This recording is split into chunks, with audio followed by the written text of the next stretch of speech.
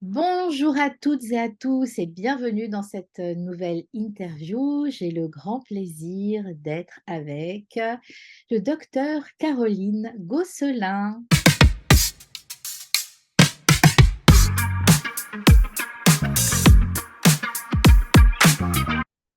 Donc, Bonjour Anne, bonjour à tous. donc toi, tu es à Saint-Nazaire. Oui, c'est ça. Tu as créé Santé co-créative. Est-ce que tu peux nous raconter cette histoire? Qu'est-ce qui s'est passé? Pourquoi tu as créé ça? Et à quel moment dans ton cursus? Mais oui, avec joie. Donc, en fait, c'est une association qui s'appelle Santé Co-Créative que nous avons créée en 2018. Au début, nous étions un collectif que nous avions appelé Prévention, Éducation, Promotion, Santé au 17. C'est notre lieu à Saint-Nazaire. Et il est donc en complément de nos cabinets pour permettre une activité en collaboration. Mais aujourd'hui, en France, on ne parle pas de centre.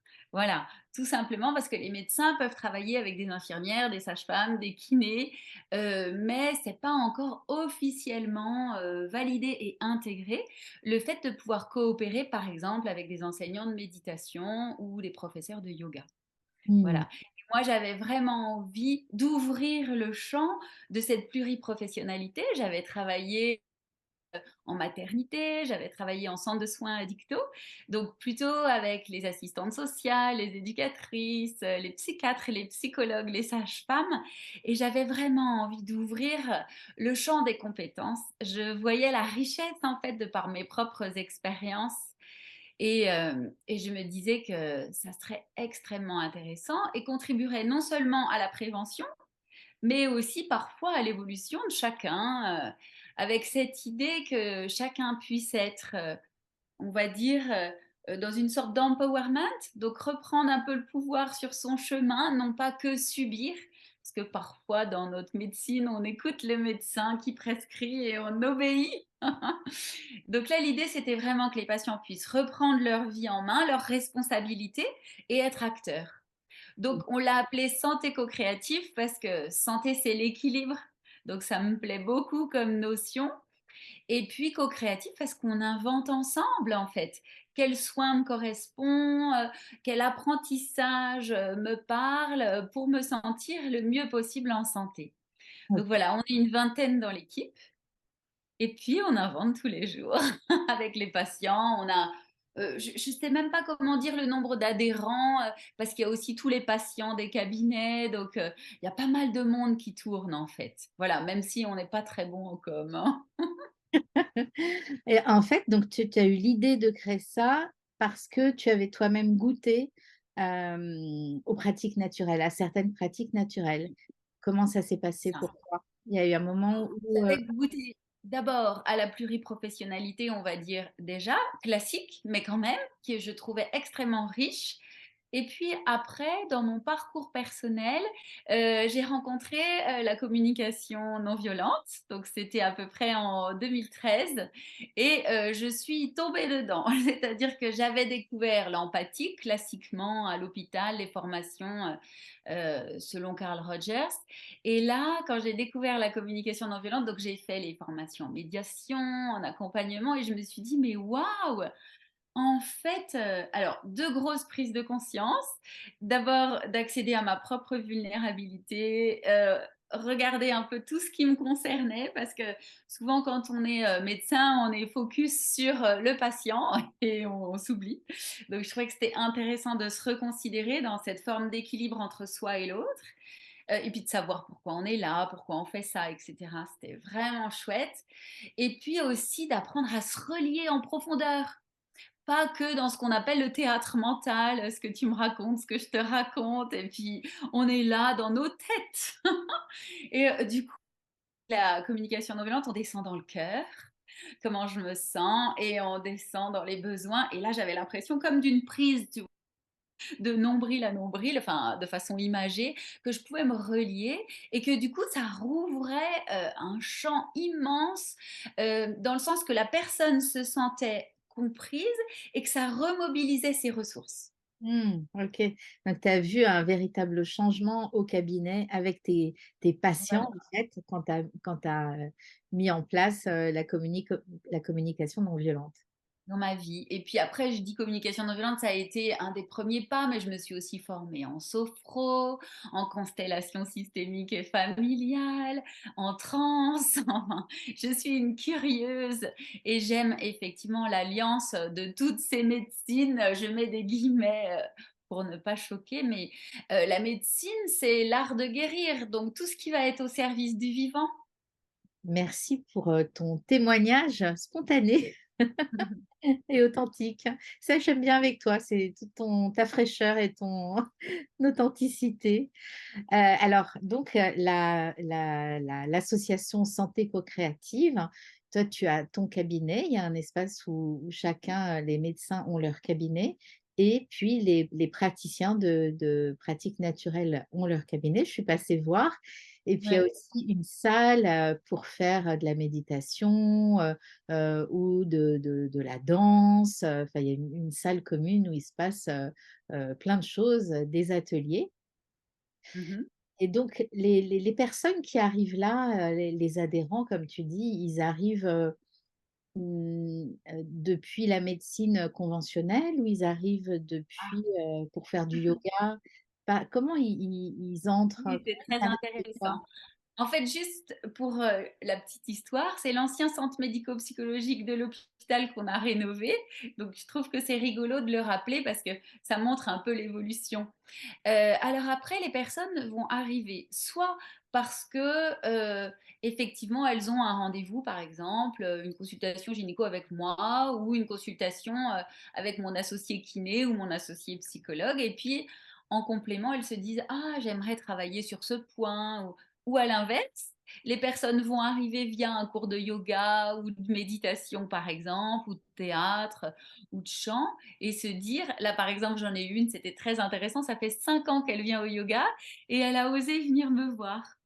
Mais il lui a fallu tout ce temps comme pour maturer et puis se dire, oh, je pourrais aller faire le point de ma vie de femme. Et c'était extrêmement fort et c'était le bon moment pour elle dans sa vie. Mais tu vois, il y a un cheminement qui appartient à chacun.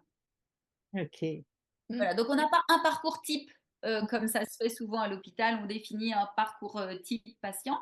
On va plutôt parler d'un parcours personnalisé de soins ou d'ateliers en fait qu'on va co-créer. Et puis la personne est experte de sa vie, c'est elle qui sait. Nous, on est là à sa disposition. De temps en temps, moi, je vois que c'est intéressant de pouvoir faire un bilan et puis de coordonner un peu. Ouais.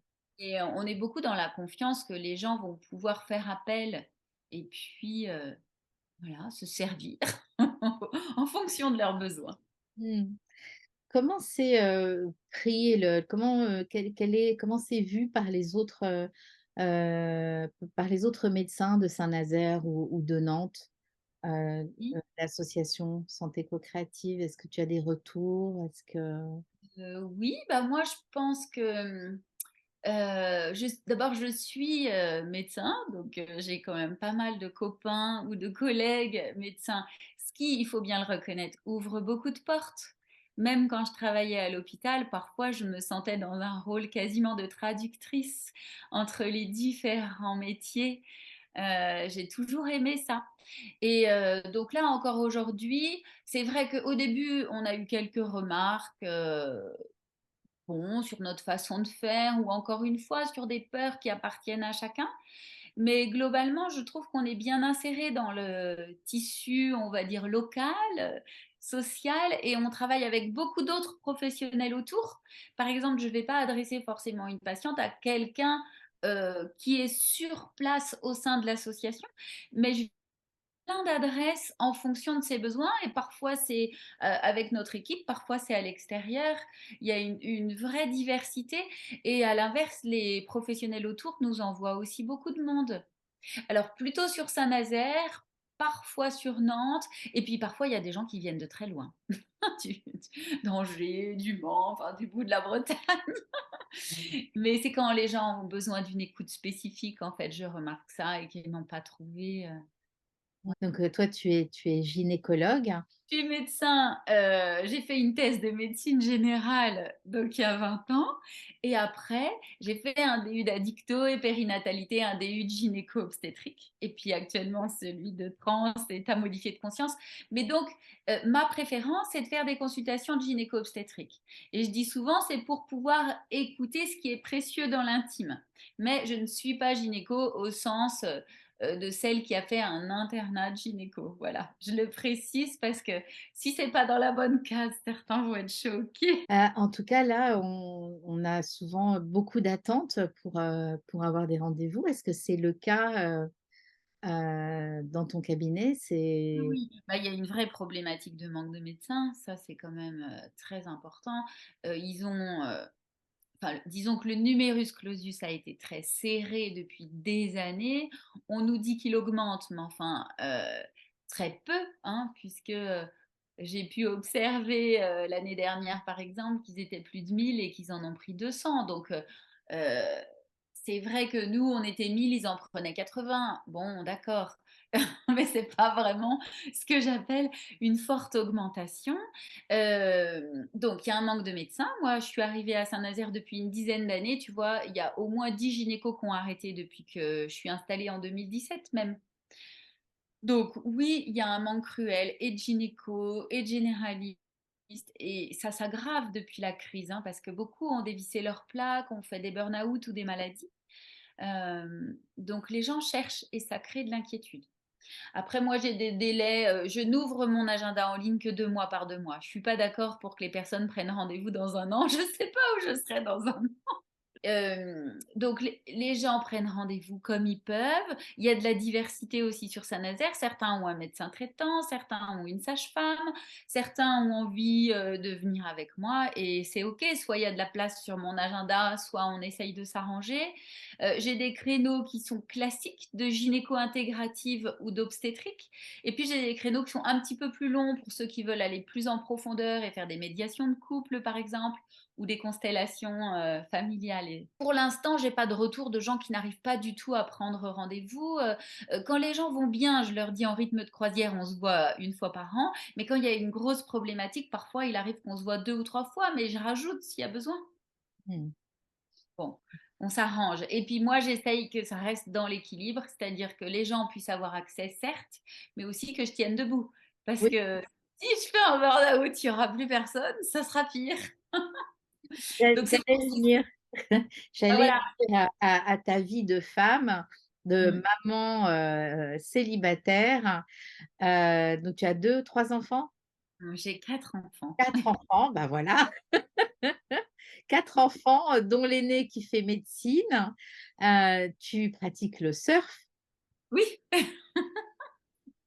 enfin, j'essaye un petit peu de temps en temps quand il y a des vagues. Mais oui, voilà, j'aime beaucoup aller marcher, courir, faire du vélo, surfer. Je fais un peu de yoga, évidemment, un peu de méditation. Donc oui, l'équilibre des choses est super important entre accueillir les patients, c'est ma façon de contribuer au monde, de prendre soin de la vie, et puis bah, d'essayer de prendre soin de moi aussi, mes enfants, évidemment. Ouais, donc tes journées doivent être, bien chargées, hein? Voilà, j'ai l'habitude de dire que c'est danse, mais dans tous les sens du terme, c'est-à-dire DENSE et DANSE. Je danse avec la vie. Pas mal. En tout cas, nous, on s'est rencontrés parce que tu es venu aux rencontres, l'année dernière et c'est là où je t'ai rencontré et tout de suite, voilà, tu m'as parlé, de ce que tu faisais et là, je me suis dit: «Ben, cette année, tu vas venir, sur scène, nous en parler, voir, comment ça fonctionne, comment tu as pu mettre ça en place, et puis ce que tu, ben, penses vraiment, concrètement de cette, médecine intégrative, de la complémentarité. Pourquoi c'est si, important pour toi de le faire évoluer, de le voir évoluer?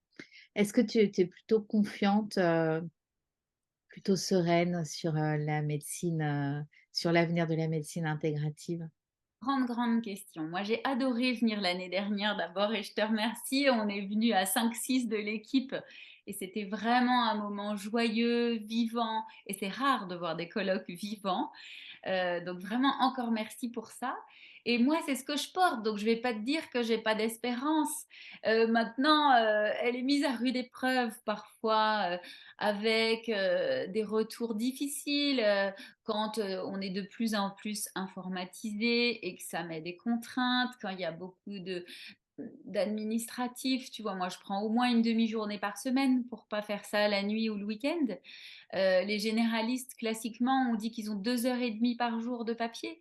Et il y a des endroits aussi où mais on oublie l'humain, en fait. Moi, c'est ça qui me serre le cœur. C'est que on met des ordinateurs, t'as mal au ventre, tu vas dans ta cabine téléphonique de la pharmacie, tu cliques, on te sort ton ordonnance. Ou bien c'est en ligne 5 minutes, quelqu'un à l'autre bout de je sais pas où qui te connaît pas. Ça me surprend et ça m'attriste et parfois ça m'inquiète. Donc oui, j'ai envie de croire à une médecine compétente, efficace, pertinente et humaine. Et moi, j'ai parfois même des médecins qui viennent en stage chez moi. Et alors j'aime beaucoup, parfois des sages-femmes.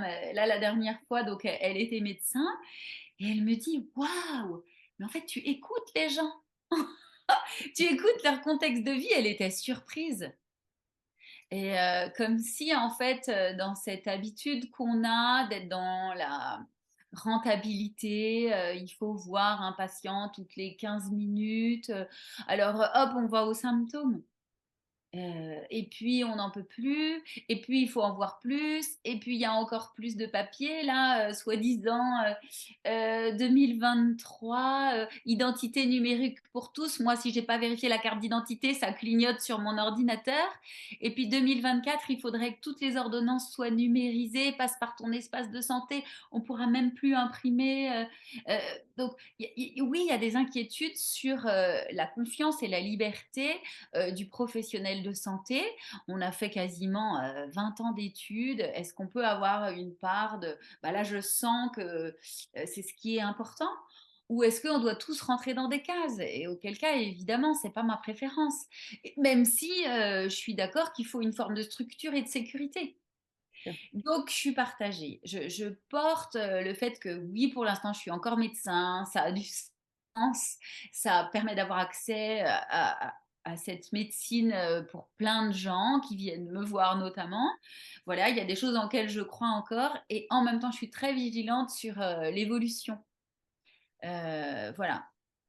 Il y aurait plein de choses à dire, hein, mais voilà, c'est important de garder un axe. Ouais, On a tous, j'ai envie de dire, prêté serment d'Hippocrate, quoi. On ouais. a tous cru, quand on est rentré en médecine, à pouvoir contribuer à la santé, au primum non nocere aussi. Donc voilà, quelquefois, on en arrive un petit peu sur des limites avec des études qui sont parfois financées par des labos, qui ont des intérêts. Donc c'est très difficile aujourd'hui d'avoir une vraie lucidité. Donc on fait ce qu'on peut. L'important, c'est de continuer à s'informer, de continuer à réfléchir et puis s'entraider. Voilà. Ça, c'est depuis toute petite que tu voulais faire ce métier? Non, je voulais surtout pas être médecin parce que je détestais mon médecin traitant qui nous mettait en culotte pour une angine et je lui en voulais beaucoup. Je trouvais que c'était très déplacé. Donc je m'étais dit jamais ça. Je voulais être architecte, dessiner des maisons. J'adore dessiner. Et en fait, j'ai vu un reportage de Médecins sans frontières quand j'avais 15 ans. Et là, j'ai senti un appel très très fort. C'est comme si j'allais dire presque j'ai rien pu faire. Et c'était un reportage sur des bébés en Afrique. Et en fait, c'est cet appel de prendre soin de la vie des tout petits. Donc, tu vois, j'ai beaucoup travaillé au service des migrants, j'ai fait de l'humanitaire, je me suis occupée des SDF, des gens qui prenaient de l'héroïne et tout pendant des années. Et en fait, j'en suis venue à... Souvent, j'entendais, mais je me shoote pour oublier que j'ai pas été aimée. Donc, tu vois, vraiment, ce qui m'est apparu, c'est cette notion de prévention précoce, de comment on peut prendre soin dès le début de la vie de ces jeunes, de ces futurs parents, de comment ils vont accueillir leur bébé. comment ils vont pouvoir lui proposer des bases, psycho-affectives pour son développement pour toute la vie et c'est comme ça que petit à petit, j'en suis venue à faire de la gynéco. Pour Mmh. contribuer à ces liens précoces, à ces bases d'amour en fait. Parce que tu sais que quand tu vas offrir de l'empathie à ton patient, et ben par ces neurones miroirs, ça va finalement réanimer sa propre capacité à s'en offrir et à en offrir à son enfant. Donc voilà, je me suis aussi occupée des enfants placés en urgence et tout ça a fait que je me suis dit, voilà, il y a vraiment quelque chose de très important dans cette périnatalité, ce début de vie, hein. Moi, j'ai des amis qui sont aussi en soins palliatifs, c'est aussi très important. Mais moi, c'est à cet endroit qu'est ma place. OK. Merci et puis ta place, elle sera sur scène, les 16 et 17 mars, à Grandchamp. J'ai hâte, de te voir. On a tous hâte, hein, de t'entendre, hein, de te découvrir et puis, Ah oui, de avec l'équipe, on avec va venir partager un peu cet état d'esprit qu'on partage et qui nous anime pour illustrer comment on travaille ensemble et comment finalement ça nous répare aussi. Ça va contribuer évidemment pour les patients parce que chacun apporte sa petite part. Et puis, ça nous permet, dans ces liens, eh ben, d'aller bien au monde, en fait. Je sais pas exactement comment le dire, mais je pense que c'est comme, presque de la guérison collective. En tout cas, moi, c'est ce qui me porte. mmh. Merci beaucoup. Merci Anne. Bon, au revoir à tous. Je vais te libérer Caroline. Heu, Vous avez tous les liens sous la vidéo si vous n'êtes pas encore inscrits. On vous dit à tout bientôt, on vous attend nombreux en mars Au pour mois de parler mars, voilà, à Vannes. parler, guérison dans la joie, la bonne humeur, et Voilà, courage, compétence et ouverture. compétence et ouverture. Merci beaucoup Caroline. Merci à toi Anne et merci, à bientôt. Au revoir à Au tous. revoir.